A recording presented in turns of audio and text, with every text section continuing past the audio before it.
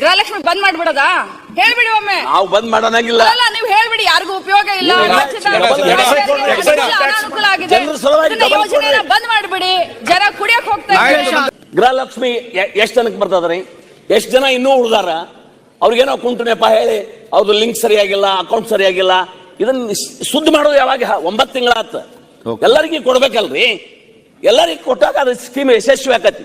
ಸುಮ್ಮ ಹೆಸರಿಗೆ ಮಾತ್ರ ಘೋಷಣೆ ಮಾಡಿ ಯಾರಿಗೂ ಮುಟ್ಟಬಾರ್ದು. ಯೋಜನೆ ಘೋಷಣೆ ಮಾಡುದು ಯಾರಿಗೆ ಹೋಗಿ ಖಜಾನೆಯಿಂದ ದುಡ್ಡು ಹೋಗಬಾರ್ದು. ಈ ಯೋಜನೆ ಮುಖಾಂತರ ಇದನ್ನ ಮಾಡ್ರೆ ಇವೆಲ್ಲ ಯಾರಿಗೂ ಮುಟ್ಟಾಗಿಲ್ಲ. ಬಡವರಿಗೆ ಯಾರು ಕೇಳಿದ್ದಿಲ್ಲ, ಯಾರು ಕೇಳಿದ್ದಿಲ್ಲ. ನಿಮಗೆ ಘೋಷಣೆ ಮಾಡಿ ಒಂದೇ ನಿಮಿಷ. ತಾವು ಹೇಳಿದ್ರಿ 9 ತಿಂಗಳಾಯ್ತು ಘೋಷಣೆ ಮಾಡಿ, ಯಾರಿಗೆ ಕೊಟ್ಟಿದ್ದೀರಾ, ಏನ್ ಮಾಡಿದೀರಾ ಅಂತ. ನೀವು ಸದನದಲ್ಲಿ ಮಾತನಾಡ್ತಾ ಇದ್ದೀರಾ, ತಾವು ಹಿರಿಯರಿದ್ದೀರಾ. ನಾ ಬರೀ 2ನೇ ಸರಿ ಬಂದಿದ್ದು, ತಾವು ತುಂಬಾ ಹಿರಿಯರಿದ್ದೀರಾ ಸದನಕ್ಕೆ. ತಪ್ಪು ಮಾಹಿತಿನ ಕೊಡೋದು ಬೇಡ. 1,21,00,000 ಮಹಿಳೆಯರಿಗೆ, ಕುಟುಂಬದ ಯಜಮಾನಿಯರಿಗೆ ಈಗಾಗಲೇ ನಾವು 1,18,00,000 ಕುಟುಂಬದ ಮುಖ್ಯಸ್ಥರಿಗೆ ಈಗಾಗಲೇ ನಾವು ದುಡ್ಡನ್ನ ಬಿಡುಗಡೆ ಮಾಡ್ತಾ ಇದೀವಿ. ಇದು ಏನು ಸಣ್ಣ ಬಜೆಟ್ ಅಲ್ಲ.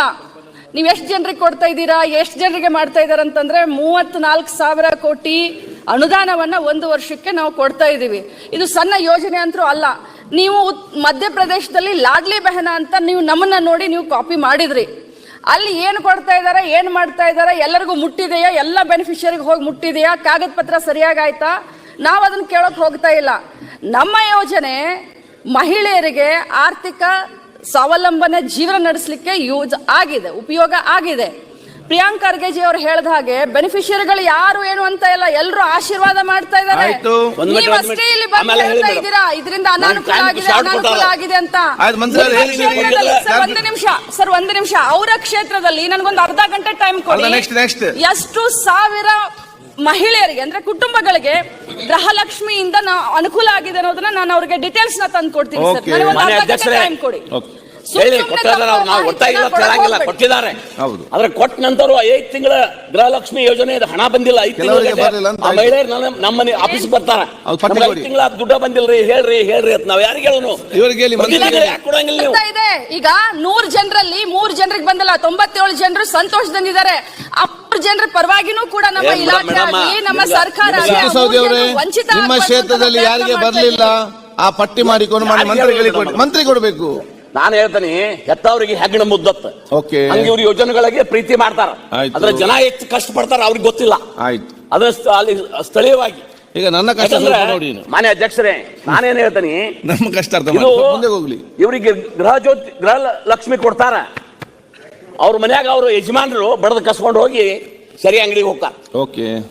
ಇದ್ರಾಗ 90% ಇದೆಲ್ಲ ರೊಕ್ಕ ಆಯ್ತು, ಮುಂದೆ ಹೋಗ್ಲಿ. ನಾ ಹೇಳ್ತೇನೆ ಬಿಡ್ರಿ. ಅಲ್ಲ, ಈ ಕಡೆ ಕೋಲು ಮುರಿಬಾರ್ದು, ಈ ಕಡೆ ಹಾವು ಸಾಯ್ಬಾರ್ದು. ನೀವ್ ಏನ್ ಮಾತನಾಡ್ತಾ ಇದ್ದೀರಾ ಅದನ್ನಾದ್ರೂ ಹೇಳಿ ಬಿಡಿಸಿ. ಗೃಹಲಕ್ಷ್ಮಿ ಬಂದ್ ಮಾಡ್ಬಿಡೋದಾ? ಹೇಳ್ಬಿಡಿ ಒಮ್ಮೆ. ನಾವು ಬಂದ್ ಮಾಡೋಣಾಗಿಲ್ಲ. ಅಲ್ಲ, ನೀವು ಹೇಳ್ಬಿಡಿ, ಯಾರಿಗೂ ಉಪಯೋಗ ಇಲ್ಲ, ಅನಾನುಕೂಲ ಆಗಿದೆ, ಯೋಜನೆನ ಬಂದ್ ಮಾಡ್ಬಿಡಿ, ಜನ ಕುಡಿಯಕ್ ಹೋಗ್ತಾ ಇದ್ದಾರೆ. ನೀವು ಉತ್ತರ ಕೊಡ್ರಿ. ನಾವು ಯಾವ ಮಾನ್ಯ ಅಧ್ಯಕ್ಷರೇ, ಯಾವುದೇ ಯೋಜನೆ ನಾವು ಬಂದ್ ಮಾಡೋಣಂಗಿಲ್ಲ. ಆಯ್ತು, ಬಡವರ ಪರವಾಗಿ ನೀವು ಕೊಟ್ಟಂಗ್ ಮಾಡಬೇಡ್ರಿ. ಕೊಟ್ಟಂಗ್ ಮಾಡಬೇಡ್ರಿ. ರೊಕ್ಕ ಹೋಗಿರಬಾರ್ದು, ಕೊಟ್ಟಂಗ್ ಆಗಿರ್ಬೇಕು.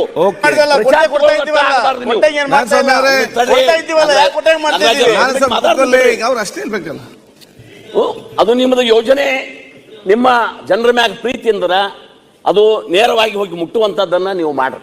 ಇಷ್ಟ ಈಗ ಹೇಳಿರಿ 1,20,20,00,000